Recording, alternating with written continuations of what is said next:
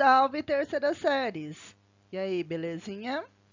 Hoje, em nossa aula de literatura, nós estudaremos sobre o modernismo no Brasil, especificadamente aí na segunda fase.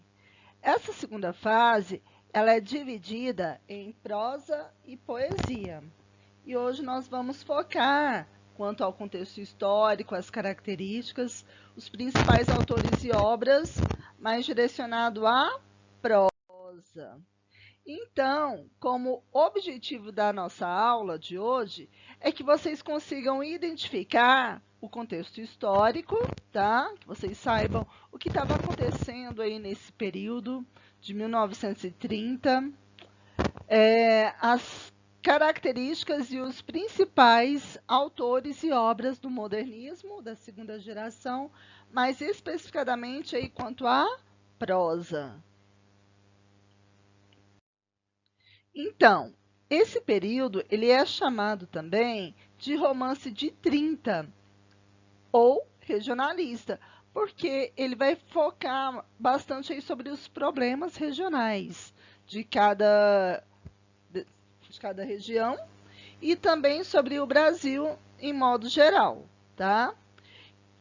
Vai acontecer aí temos o início de 1930 até 1945. Então, acontecerá aqui nesse período a consolidação dos ideais modernistas.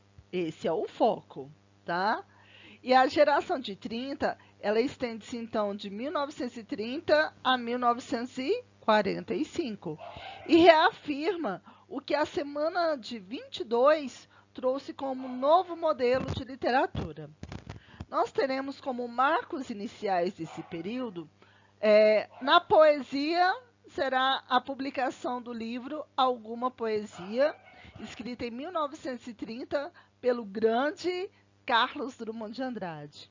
E já na prosa, né, que é o assunto aqui de hoje, o início, a obra marcante, vai ser a publicação do livro A Bagaceira, que foi escrita em 1928 por José Américo de Almeida. Então, vamos contextualizar o que estava acontecendo ali historicamente nesse período, certo? Nós temos a Revolução de 30, que vai acontecer aí a ascensão de Getúlio ao poder. Logo, também nós temos a Revolução Constitucionalista, o Terceiro Reich, que vai ser a questão das invasões nazistas a mando de Hitler, tá? Os estados totalitários, a Guerra Civil Espanhola, também a Segunda Guerra Mundial com as bombas atômicas. Então, quanto à Segunda Guerra Mundial, né, vai ser o fim dela, mas logo em seguida vai acontecer o quê? A Guerra Fria, né, que é o eixo aí dos Estados Unidos e o outro eixo da Rússia. Então, esse é o momento desgastado, de amarguras, de dor, de guerras, de conflitos. Então, não só o Brasil, mas todo mundo está passando por um momento bem tenso. Quanto às suas características, né? Então, o que vai levar à produção literária desse período de acordo com esse contexto histórico que acabamos de ver? A literatura, ela é bem engajada, né? Aí no romance de 30. É a denúncia da opressão, miséria, problemática social. Então, a gente pode observar que é um momento muito politizado, né? Então, os autores vão descrever com minuciosidade os problemas regionais e também do Brasil, essa questão da busca da verossimilhança. Essa palavrinha, né, verossimilhança, nós já estudamos, então é uma das características que vem lá do realismo, né, do Machado de Assis. E essa palavrinha, né, verossimilhança, que significa o mais próximo da verdade, da realidade. Temos as questões ideológicas, e também a tipificação social dos marginais. Nesse caso, pessoal, é como se cada região, né, vai demonstrar aí os personagens que passam a opressão, o que trabalha, o que é explorado, vai falar sobre o caboclo, sobre o sertanejo, o cara que trabalha no campo, e vai, de modo geral, denunciar os problemas do Brasil. Então, os intérpretes do Brasil. Eu trouxe aqui alguns nomes que se destacam quanto à sociologia, né? Grandes nomes sociólogos aqui, no caso de Gilberto Freire e Sérgio Buarque de Holanda, né? Então, assim, para quem estuda sociologia, essas obras são digamos que uma bíblia, né? Porque, assim, super importante, que vai trazer sobre estudos, teses e ensaios sobre a sociedade brasileira. Aí nós temos do Gilberto Freire a obra Casa Grande e Senzala, escrita em 1933, e Raízes do Brasil, que foi escrita em 1936 pelo Sérgio Buarque de Holanda. Então, vou falar sobre alguns nomes, tá, que se destacaram aqui na prosa da segunda geração, da segunda fase modernista. Então, vamos começar com ele, né? Ele que foi o precursor, ele que trouxe o início, a primeira obra, José Américo de Almeida. Vocês vão observar que as características desses autores são muito próximas, mas cada um retratando a sua realidade, a sua vivência. No caso do José Américo de Almeida, ele vai denunciar a seca, ele vai retratar sobre a visão do sertanejo, tá? A questão das oligarquias.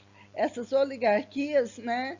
Infelizmente, algumas existem até hoje, né? Como Mão de Ferro, Voto de Cabresto, exploração das fazendas. Isso em alguns lugares, né? Ainda existe, lógico, que não com a mesma intensidade desse período retratado por José Américo de Almeida. Vai falar também sobre a questão dos engenhos, né, da cana-de-açúcar e também sobre a temática social. Sobre as suas principais obras, né, tem várias, mas eu só trouxe aqui duas. A Paraíba e seus problemas e a obra A Bagaceira. Então, no caso do José Américo de Almeida, ele vai falar sobre a questão da seca, mais propriamente dita ali na região da Paraíba. E nessa obra, A Bagaceira, que foi a primeira obra na prosa, né? O que acontece? Ele vai falar sobre as sobras dos engenhos. Então, vai retratar bastante sobre essa questão da cana-de-açúcar, da seca, do trabalho. E agora vamos falar um pouquinho sobre essa intelectual, né? Essa senhora super charmosa, Raquel de Queiroz.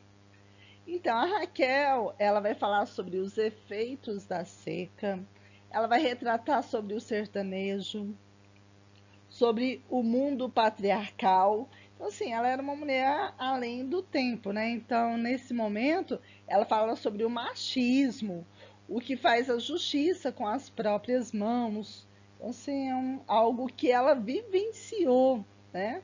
Então, vai falar sobre a perspectiva feminina e a consciência, porque está trazendo a vivência dela, ou seja, ela não está só contando uma história, é algo que ela presenciou. E das suas obras, né, dentre muitas, mas eu trouxe aqui algumas que se destacam, o 15, Memorial de Maria Moura e As Três Marias. Memorial de Maria Moura é bem conhecido, já passou na Rede Globo sobre essa história, mas eu vou falar um pouco mais sobre essa obra, o 15, tá? Porque essa obra, o 15, vai retratar uma grande seca que aconteceu lá no Ceará em 1915. Então, assim, é importante que vocês façam a leitura. Falar um pouco agora sobre o José Lins do Rego, esse cara também fenomenal, que vai falar sobre o ciclo da cana-de-açúcar, mas relatando aí a questão da sociedade. Então, ele, além das memórias sobre o engenho e usina e o cangaço, ele fala sobre o momento do auge dos engenhos, tá? Sobre a decadência dos engenhos e também sobre a ascensão das usinas, dos trabalhadores na cana-de-açúcar, que trabalhavam aí por volta de 15 a 20 horas, e a alimentação era a sua condição de trabalho. Então, assim, ele vem para denunciar mesmo quanto à sociedade. Dentre suas obras, as mais importantes que se destacam são Menino de Engenho, Doidinho, Fogo Morto e Cangaceiros. Então, assim, até mesmo pelo nome das obras, pelos títulos, né, vocês já deduzem o que vai ser tratado aí nessas obras. No caso da obra Fogo Morto, né, que é a sua principal, está falando sobre o engenho, né, que entrou em decadência. É um engenho que não pega mais tanto fogo. Então, assim, é algo bem desgastado, bem sofrido mesmo desse período. E também uma pessoa fantástica, né, galerinha? Graciliano Ramos é sensacional, que também vai retratar a questão da miséria, da seca, das injustiças sociais, da análise psicológica, então não só sobre o momento, né, sobre a problemática, mas também o que se passava dentro de cada ser humano, dentro de cada personagem ali retratado em suas obras. Vai falar sobre o retirante, tá? Esse retirante é o cara que atravessa o sertão atrás de água, atrás de comida. Então ele fala sobre o sertanejo e é autobiográfico, que ele fala sobre coisas que ele vivenciou. Tanto que Graciliano Ramos, ele foi preso. Então você pode observar que a sua linguagem ela é bem direta, ela também é bem seca, né? E ele vai retratar mais a respeito da seca que ocorreu ali em Pernambuco, Recife. Dentre as suas principais obras, nós temos Vidas Secas, inclusive é o livro que vocês farão a leitura no quarto bimestre. Fala também, dentre as suas obras, temos Angústia, Infância e Memória do Cárcere, pelo próprio título. Então, ele está retratando coisas que ele passou, né, as suas memórias, as suas lembranças, enquanto ele estava preso. Quanto à obra Vidas Secas, que vocês farão a leitura, é uma história super bacana, galera. É aquela obra que fala sobre a família dos retirantes, que eles atravessam ali o sertão seco, né? E por onde eles vão passando, eles veem as ossadas de muitos bichos. E aí ele é uma família assim grande, né, com muitos filhos, mas nem é retratado o nome dos personagens, né? Eles falam que é o filho mais velho, ele chama o outro do filho mais novo e assim sucessivamente, tá? E uma passagem assim bem triste, né? Que mexe bastante com as pessoas que fazem a leitura, é ali no capítulo da cachorrinha baleia, que ela tem que ser morta quando ela fica doentinha. Então ela acaba sendo sacrificada e é um momento assim muito triste. E temos também, né, essa outra fera, o Érico Veríssimo. Érico Veríssimo já retrata mais sobre o sul, tá? Então ele vai falar sobre as narrativas urbanas, ele vai retratar aí sobre a classe média, sobre a formação ali do Rio Grande do Sul, análise política e o uso do alegórico. Pessoal, então aqui e a gente vê que as suas obras são divididas em duas fases. A primeira fase, ele vai falar mais sobre a burguesia de Porto Alegre. Aí nós temos as obras Olhai os lírios do campo, caminhos cruzados, o resto é silêncio. E já na segunda fase, vai destacar aí a obra O Tempo e o Vento, tá? Que a gente já falou um pouquinho sobre ela, que fala sobre o prisioneiro, incidente em Antares, que também é uma obra que foi passada aí também pela televisão. Quanto a essa obra, né, O Tempo e o Vento, ela é dividida aí em três partes. Então vai falar, tem o momento do continente, do retrato e também do arquipélago. Então, ele vai trazer essa questão da história, né, do Rio Grande do Sul. Ele fala de 200 anos de formação do Rio Grande do Sul, ou seja, desde o início da formação ali das raízes até a era Vargas. Ele vai falar sobre as guerras, né, os conflitos, revoluções, revoltas ocorridas ali naquele período, quanto à guerra da Cisplatina, a Revolução de Farroupilha, também sobre a Guerra do Paraguai. Então ele vai retratando todos esses fatos, ok? E temos também Jorge Amado. Jorge Amado, que é a alegria, né? É um cara assim fantástico, para frente, é um baiano arretado. Então ele vai falar sobre o quê? Sobre o ciclo do cacau, que era algo marcante ali naquele período, sobre o rural e o popular, o coronelismo. Ele trata muito sobre a sensualidade, sobre o erotismo. E assim, um cara irreverente, né? Vai tratar sobre o problema, mas sempre com bastante humor nas suas escritas também. E é o cara que também foi dividido aí em duas fases, né? Na primeira fase, olha só as obras, galera, temos O País do Carnaval.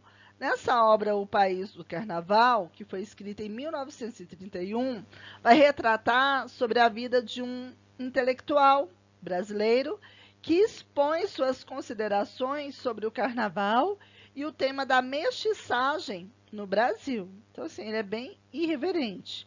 Temos também as obras Cacau, Capitães de Areia. Essa obra Capitães de Areia vai falar aí sobre os meninos da rua da Bahia, né? Então vai falar sobre a fome, sobre miséria, de uma galera sem perspectiva de vida.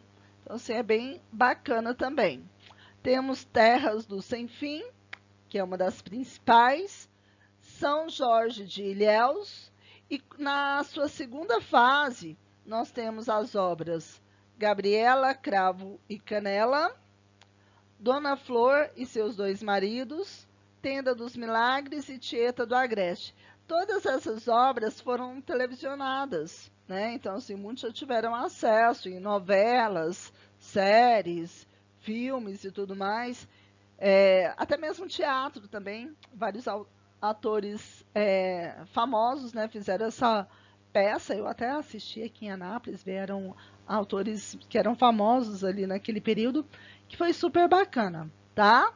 Capitães de Areia. Então, Gabriela Cravo e Canela, que vai trazer essa questão da ascensão das mulheres, né, numa sociedade extremamente machista, na obra Dona Flor e seus dois maridos, né? O nome já diz, Dona Flor, no caso, uma mulher que tinha dois maridos, só que um deles morre, mas ele volta e em espírito. E ela continua tendo, né, de acordo com sua imaginação, com a sua vida, ela como se ainda estivesse casada com os seus dois maridos. A Tenda dos Milagres e Tieta do Agreste, que foi uma novela, fez muito sucesso aí na Rede Globo, tá? E nessa obra Terras do Sem Fim, é aquele momento assim que vai ter muitas brigas de terras, tá? Nessa história. Então, sabe aquele negócio assim, o teu avô matou meu avô, o seu pai matou meu pai. Então é assim, uma briga de geração em geração por causa de terra. E aí eles começam, né, aquele conflito. Essa terra é minha, e aqui eu vou defendê-la em bala. Então, gente, essa obra é forte. Aí, na próxima aula nós faremos alguns exercícios respeito da segunda fase do modernismo, tá? Mais especificadamente aí quanto à prosa. E por hoje é isso, galera. Faça um resumo sobre as principais características, autores e obras e até breve. Fiquem com Deus.